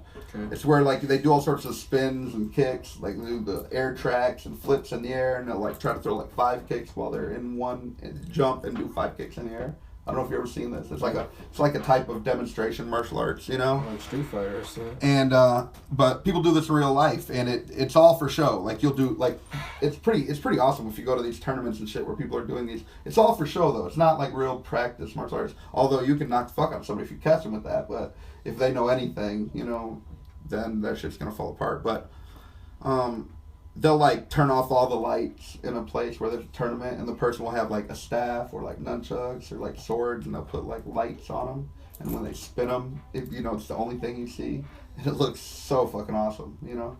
It's really fucking cool. And but that's all it is. You think those people that are learning that just to make it look cool, or they learn that to actually protect themselves?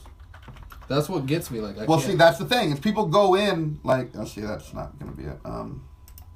People go in looking for martial arts, and then they get into there, and they find a school that they like, and then the school teaches them for tournaments and how to do katas and all this sort of thing, and then they never actually learn martial arts, but they're not thinking that in their head. Did you have to actually learn that?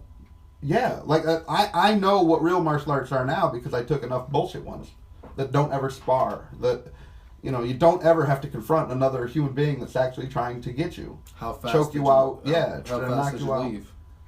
Like well, that's the thing is that back before there was UFC, you didn't really have much of choices. Like, and but there was like jiu-jitsu and shit around, but before, like I think it was like 1991, there was no Brazilian. This is exactly what I'm talking about.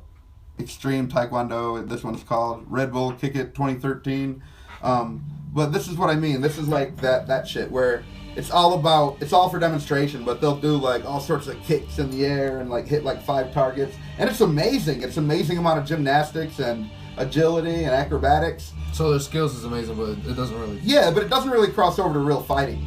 It looks good. See, that's an air track when you spin sideways like that. It looks amazing, right? I mean, it's so fucking crazy. I used to be able to do some shit like that, too. You can do that with a dance move or something. Yeah. And that's sort of, there are martial arts like that. There's one where it's like a sort of a gymnastic fighting martial art. It's called capoeira. It's in Brazil, right where Brazilian Jiu-Jitsu is. These are 2 top martial arts, as far as I know, capoeira and Brazilian Jiu-Jitsu. Capoeira, it's like, yeah, there's a video every once in a while where some badass capoeira guy gets a knockout, but for the most part, everyone sees it coming. I mean, it's not... Yeah, well, they're doing all that... Yeah, like, I can see you flipping towards me, I'm guessing, And so it's not like it's a great mystery. It doesn't movie shit. Yeah, it's like that movie shit, and it's not really that practical. Like most martial arts, by the time they find out you should know it, it should be too late for them, right? Capoeira, they see you fucking flipping and doing your Cap Jingaman, banana way, banana. Get the fuck out of here, man. Are you serious? Are you fucking serious? Are you really doing that fucking thing, man? Dude, see that shit coming a mile away. If I see some dude start air tracking at me, you know what I mean? I'm gonna get so defensive when that motherfucker comes at me. I'm gonna try to catch him with that front kick and blast his ass right up the air. You know what I mean? Right. And also, look, even when they're kicking like a board that like flies apart with no impact, they can still barely land. I wonder if that's barely breakable. I mean, not barely breakable, but like so easy to break. The boards are easy to break. See, that was... I don't know. It does Because look it's cool, for show. though. It looks awesome, but it's all for show. And there are so many martial arts out there. Like 90% of martial arts out there are bullshit. There's applicable things inside of them. Like, yeah, you're learning how to be agile and... I got upset when... And you're learning how to throw kicks. So people think like, yeah, but I could just kick them. Yeah, but you're not actually learning against a resisting opponent. I got upset when I found out that WWE was fake. I hated that. Because everyone liked it. And then as soon as I found out it was fake, I was like, I don't really want to mess with it. That's why I never even got into... Like, when I was a real little kid, we used to watch, like, WWF or, like, Diamond Dallas Page and Booker T and all that. I think that's WWE. I don't really remember. But, it's really hard when you grow up as a martial artist and you know that's... I mean, it's just so obvious to anyone who's ever sparred that all that's just complete bullshit. So even before it was out there that it was fake. But, it's only fake in that they're not actually fighting or, but they're doing the move. Yeah. And it is extremely dangerous and it is extremely hazardous to the health of all those people that do that. I mean, these people are, years later, they're all a bunch of cripples, because they've just been beat. I mean, they've been diving off of, 12 feet onto cement for 20 years and like just doing all sorts of insanity things, and they're still getting dropped and they're still taking hits, and there's still a lot of them are cutting their heads with razor blades, and they're doing all these things that are real fucking damage and pain. You know what I mean? So it's only fake in terms of their fighting. Their injuries are fucking real. That's really, I feel for those motherfuckers because they're almost like everything that a fighter has to be and worries about. But yet none of the actual glory, because you didn't actually do that move in the way that, when that Tyrone Woodley, I think his name is, land that fucking head kick and then just stood there like, he was so confident because that's how you fight in those tournaments, right? So confident that like I landed that shit and he ain't recovered from that motherfucking foot up in his face. And you don't get those moments. Like any martial artist should have a handful of those moments if they sparred and shit. Like I don't want to say who it is, but, like I tapped out somebody way above my rank in Brazilian Jiu-Jitsu one time. It doesn't happen often, you know what I mean? And when you do it, it's like, I'll never forget that moment. To me, that is like a landslide victory. Don't you level up like right then and there? No, that's not how it works. No? I certainly hope not. Because there's more to a level than just that. I'm not sure how I feel. I have a little bit mixed emotions on ranking anything, even with belts and stuff, And even Brazilian Jiu-Jitsu is starting to be old school in terms of, the martial arts has evolved more, but Brazilian Jiu-Jitsu still isn't allowing leg locks below ranks and still make you wear a gi, even though it's, in most people's climates, they'll never have a lapel to grab onto or a sleeve,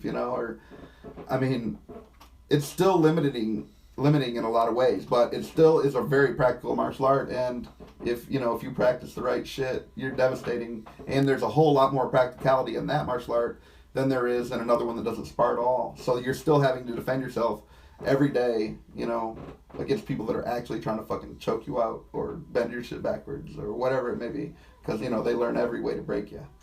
You know, every bone, there's a way to break that motherfucker. And Right. the martial arts has figured it out. You know, it's out there. And so, you know, 90% of the world of bullshit, people have a hard time weeding their way through. Like a popular one I like to talk about is Aikido. Aikido? Yeah. That's a bullshit one? Oh my god, is it bullshit. Like, there are principles in it that touch on judo and jiu-jitsu, classic jiu-jitsu, and maybe even something like Brazilian jiu-jitsu. There are aspects of it, like wrist locks and stuff, but then it gets taken to this level to where you have Aikido masters that are supposedly basically throwing Hadoukens and energy waves and You showed me one I video. showed you.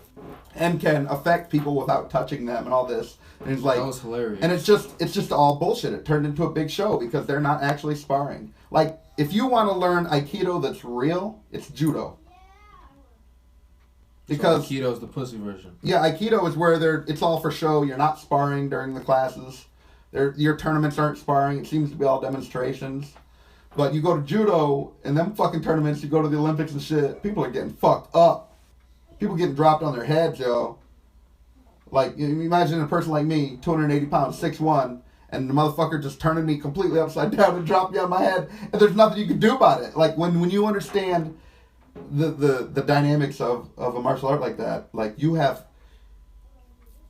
Here, I always like to say it like this. There's only one way on this planet to be what we consider a superhero. Like, when we watch a movie... There are people who can do things to other people, like even if they're resisting, it doesn't matter. They can do things to that individual that nobody else can do. There's only one way on this planet that I know of to do that, and that's through martial arts.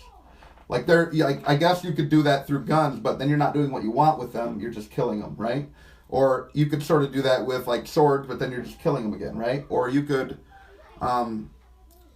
You're saying by like breaking. But I mean, I guess you could lift weights to a point where you're so strong, but. Even I know that, like, you could go against some dude that's all juiced up, and I have, you know, and because you know Brazilian Jiu-Jitsu, you'll still win. Like, it's gonna be super fucking hard because they're so strong. I was like that too. Like Eddie Bravo. When I first went in, I was like 20 years lifting weights, and when I first went in, I used so much more strength, and I should have been using technique, and that became one of the things that sort of held me back later. I had to get over it.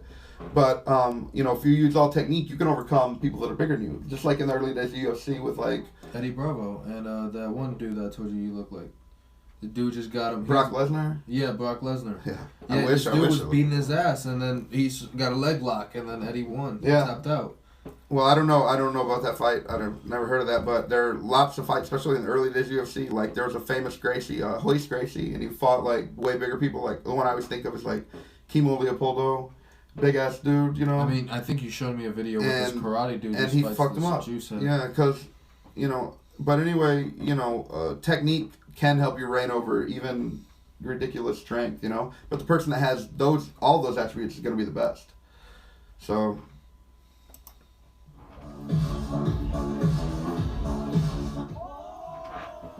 But yeah, it's cool, man. I mean, you know, it's neat, but if you're actually trying to learn to fight, but see, that's the question. On it. People have to ask themselves, fighting, what do you want?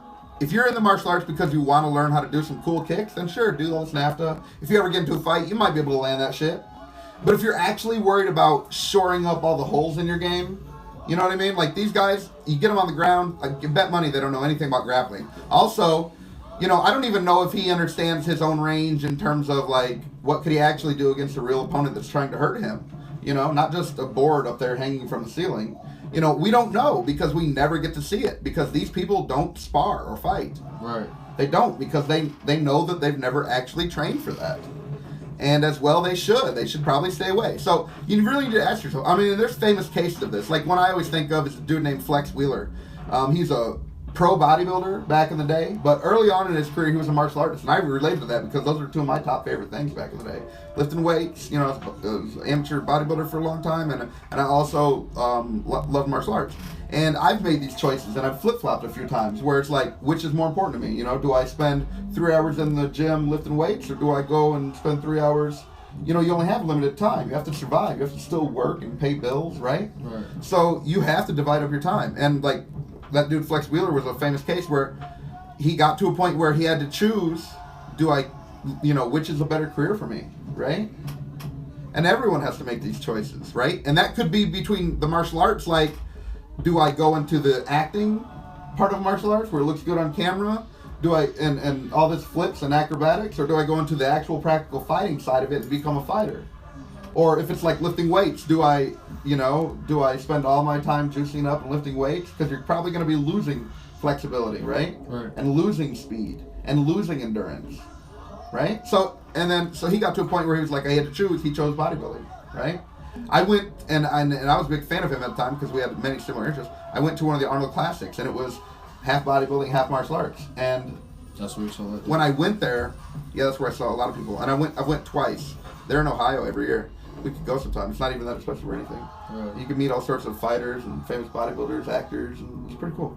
But and then that rekindled like my fire, and it also made me realize like I need grappling, and I can't run from it anymore.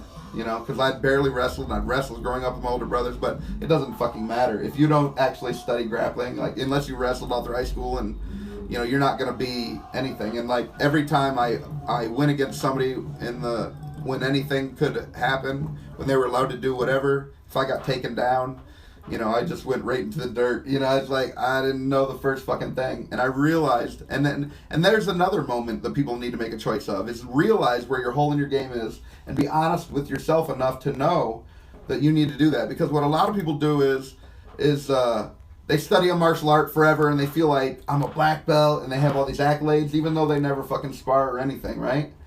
But meanwhile, they're not actually honest with themselves that they're not actually sparring, and that they have all these holes in their game, and they might be in a worse situation than they were when they first started. You know what I mean? You know, we all have to deal with these questions, but, you know, a lot of people can't be honest with themselves enough. And also think about it. Now, I went from a black belt in striking martial arts. Like, I hold ranks in a ton of different striking martial arts. And I don't give a fuck. I throw all that shit away. Because I don't fucking care. Because to me, it's always been about the practical side. I'm not that guy making that choice for doing, you know, maybe I've made the choice before. Yeah, I did demonstrations. Yeah, I did this and that. You know, I still don't think there's anything wrong with that per se. But when you're never actually sparring or never learning to fight or only sparring a little bit for a testing for a rank, that's not good. You know? And a lot of people don't. Not only do you have to have that moment of clarity and honest with yourself about the reality of what's happening and what you know and what you're learning and what your goals are, but then think about how humbling it is to have to start in a martial art where you're getting hemmed up every fucking day. From the beginning, as a white belt.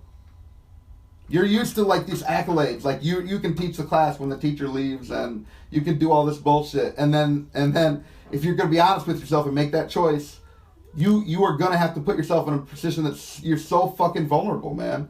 And I tell you, nothing is more disheartening. I mean, I even lifted weights for like 20 years, and I even had some grappling experience. When I first found Carlson Gracie School, you know, I actually tapped people out on my first day, you know, but because I knew a little bit, you know. Right.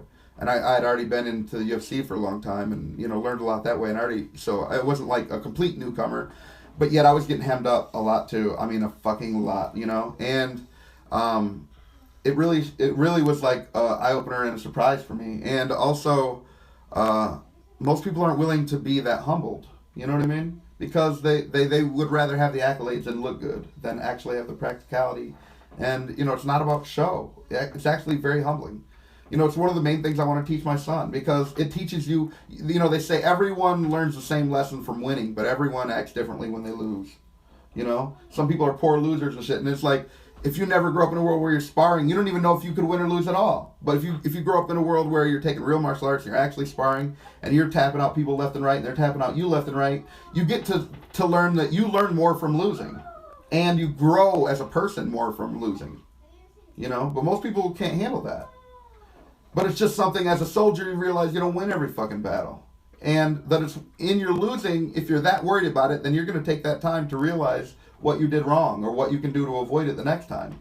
And I have had swings where I started, there was this great, I don't want to say his name, I don't know if he'd want me to blow a spot like that, but he's a great wrestler, nationally ranked wrestler. He went to the Carlson Gracie School. This motherfucker's thighs were just like horses, like, and this motherfucker, like at first, you know, when I first started, I probably altogether, I trained at the Carlson Gracie School for like 5 or 6 years, you know? And at first, I would roll with this dude all the time because we're both like, you know, about the same weight at the time. You know, I was about 220. I was like ripped then though, you know. And this motherfucker was like that too, except he'd been a grappler his whole life, right? But he'd never taken any striking martial arts. And I took both Brazilian Jiu-Jitsu and mixed martial art class with this guy. And during Brazilian Jiu-Jitsu, we'd roll. This motherfucker would tap me out just every 10 seconds. I mean, dude, in 5 minutes, you get tapped out like 30 times. And you just feel like so defeated. You know what I mean? Right. But when we went to the mixed martial art class, and then we don't start on the ground or like that, right? And he couldn't touch me. And that shows the difference in the worlds, right? Like if we were in that world, like I have a really good chance of not getting taken down by him because I have defense against that, but he has 0 striking and I can attack from the maximum ranges. You know what I mean? He like straight panicked one time. He's like, I don't know what to fucking do because my kicks, I was really limber at the time, you know? But if he took me down, he just mows right over me. There's the difference in the two worlds. So he didn't have striking and I didn't have grappling at the time. However, I still had striking 5 years later when he still didn't have striking really. And my grappling had rose up a lot. By that time, I had got my blue belt.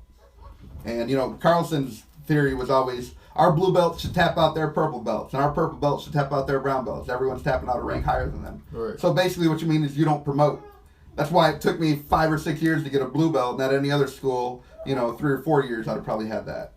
You know? So basically it's just he didn't want to promote. He wanted his students to be tougher than everyone else, you know, and that gave him an advantage at tournaments and shit like that, but it really kind of robs the people that are in it, especially when I can't train anymore. That makes a difference of like a complete rank. You know what I mean? But anyway, you know, all that shit adds up, man. It's one hell of a bag of worms, the martial arts. And after like 5 years, it got to where he might still get me, and I never got that motherfucker. I never got that dude. I never tapped that dude out in grappling. Like stand up, yeah, he couldn't touch me. But I never beat him a single time that I can remember. But I got to the point where he couldn't beat me. So I went from like in the first years, and this is years of just getting walked on by this motherfucker. And I like this guy. He's a great person, you know. But he just choked the life out of you, and it just felt like you cannot resist it. He's just so fucking strong. It's amazing sometimes, like, if somebody would be your same body weight, and I even always been a strong person. I've had to do all sorts of hard shit my whole life, and yet I can still meet somebody and I'm like, they're not human. Like, how is this possible? You know what I mean? Because most people look at me like that. And I'm looking at those motherfuckers like that. Like, dude, why is your wrist like twice the size of everybody else's fucking wrist? Or why are your thighs, you know, like, what are you doing? You know what I mean? I want some, you know? But, you know, and then over all that time, it got to the point where, yeah, he might get me once or twice, but for the most part, I can defend almost everything. And he can't actually get me anymore. And that's the goal, right? You know, and that's 5 years of humbling yourself. And that's just one person. Multiply that out by hundreds of people. I mean, I went to a really popular school, and there was like, you'd get 10 new people for every class. So you're constantly rolling with people who have no idea, all the way up to people who are black belts. And so you're not going to beat any of the people that are above you, most likely. They have to be way below your body weight before they can be a way higher rank, and then you're going to beat them. Because it's a real martial art. Like, you can look into a lot of these tournaments, and there'll be a black belt, and that bitch, you know, like I was watching this one earlier, and this black belt, and she couldn't even throw a kick above her fucking waist, and she's in a martial art that's what you do. Like, you don't even spar, that's all you do, and she couldn't even do that. And it's like, dude, like, I'm fat, and I'm crippled right now, and I guarantee I could throw better kicks than that bitch. Damn. You know, I might fucking hurt myself doing it. That's the way I always feel about a fight. It's like, you know, my shit's all fucked up, but I always feel like, you know, I got a few 3 or 4 moves in me, and I think I could probably end the fight with that if I catch that throw just right and land just right and all this and that, you know. And if not, after those 3 or 4 moves, I'll probably paralyze myself trying to fucking do those. But I'm only going to do it in life or death, you know. So it's like, but I always just feel like that martial art still is in there, even though my body's a bit broken. I feel like I definitely feel like it still makes the world of difference. That's the whole point anyway, is that so a less able person can beat a more able person through technique and physics and all this and that. Right. So the entire principle, all is still there, right? The only problem is that I just can't fucking do all the shit I want to do anymore. I can't fucking go to class and roll and, you know, stretch and do all that. But, you know, you still have muscle memory if you've done it 1,000 times, you know. So, like, the last third of my martial art career was all grappling. And the first 2/3 of my martial art was all striking, you know. Everyone has different, Why do you hate grappling so much? Well, it just wasn't trying as to run away from it. it just wasn't as big of a deal back then. It didn't really exist. Like we fought in tournaments. You're not allowed to take down or anything like that. You know, I mean, it just didn't even almost exist until the UFC came out, and then all of a sudden you see like all these fights are going to the ground. When I first heard about the Gracies, I fucking hated them, dude. I was like, they're just fucking cowards, and they don't actually want to stand there and fucking fight, you know. And of course I'm gonna say this because I'm so defensive about, like, I'm thinking 20 years of what I learned down the drain if I have to start this over. But I find out later that it doesn't go down the drain. You still get to keep all the stuff you learned. And it still applies because later when you're sparring, like I said, and like this dude been a grappler his whole life. He spent 2/3 of his career, or actually all of his, grappling, right? And I spent 2/3 striking and 1/3 grappling. So I had a huge advantage over him. Yeah, sure, if he took me down, mollywop my ass, right? But also during all this time, I'm learning how to avoid takedowns, how to get out of positions, right? So it's like, and then the person who has the widest variety ends up being the best. And that's what you see in the champions now, you know, like the champions all came from like these martial art backgrounds where they were doing like this full contact point style shit that, you know, me and Joe and a whole bunch of people did back in the day. And even after like Anderson Silva, I heard he went to do the Taekwondo point style thing after he broke his leg and healed up, and instead of going back to the UFC right away, he went there. And I heard GSP did too. So I mean, this shit is still not only exists, it's still popular, it's still, I mean, it's badass. And you know, you still take them fucking hits and shit, but you have to be like, those type of fights are like what you can do in like the first 5 seconds, right? Because that's sort of like what a real fight is like with trained people, you know? It's like, it's going to be over more than likely real fucking quick, you know? It's barely ever where two fighters get together and they sort of like match each other and then they sort of go to a stalemate over a long period of time. For the most part, you know, there's going to be a spectrum of training, and the two styles are going to clash, and the one style is going to be superiorly dominant. Like, say you're at a farther range, like he's a boxer, but he's a kickboxer. The kickboxer has a better chance because you have to get to his range before he can get to his boxing range. Right? So, you know, it's all like on a stack and it shuffles down, you know, and it's like, so most fights, even against trained people, are going to end pretty fucking quick. It's rare that you kind of, you know, a fight will go like 5 rounds and still not end. If you ask me, like in a fight, like a professional fight, even on UFC, they go 5 rounds. I don't think there should be such a thing as judges. And then the judges are using like boxing point system, and they should be using their own. They should have made up judges. No, I don't think there should be judges. No. Anything. Well, I feel like. Death? What? No, I feel not to the death, to a victory. So someone gets knocked out? Yeah, like if they can go 5 they can go 5 rounds, and if it ends, then it doesn't count as a victory or a loss for either one. Because neither one of them won or lost. It shouldn't be based on opinion. When you win or lose, it's not somebody's opinion. And the problem with judges is every time it comes down to somebody's opinion. I don't give a fuck about anyone's opinion. You win or you lose on your stopping power to your opponent. Right? I mean, that's reality. If we're trying to emulate reality, then also we need to ditch gloves. Maybe we should allow shoes. I heard it's more dangerous with gloves. It is. Yeah, they've proven, I mean, Joe Rogan talks about this every once in a while, but they've proven that it actually does more damage to your head wearing gloves. Because your hand doesn't break. Right, yeah, and that's another thing. When you wrap your hands, see, it takes years to develop through hard body martial arts, hands and feet and shins and stuff that you can throw a punch like full strength on and not break your shit. But when people wrap up their hands, they still break their shit even though it's wrapped.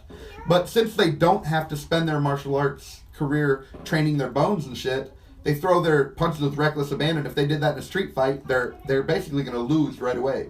If you punch somebody and your hand breaks right away, you're basically going to lose because, I mean, even the best fighter, how can you throw heavy punches after that? You're not going to be able to. Right. I think of like people like Rich Franklin, badass. He was champion back in the day, light heavyweight division. He was a school teacher guy, but he breaks his hand all the fucking time, and that sometimes it cost him the fight. You know, I mean that's the way it is. Or like I've broke toes and fingers during a fight, and dude, people, I mean, if you break a bone, the chances that you're going to win that fight goes down dramatically, you know, because like you're fighting through pain, you can't grip, sometimes you need to grip and grab them to manipulate their body and do different things. If your fingers are broke or your toes are broke, you don't have a good base. I mean, it's just amazing how even the smallest details matter in the midst of a person's trying to fucking hurt you with everything they have.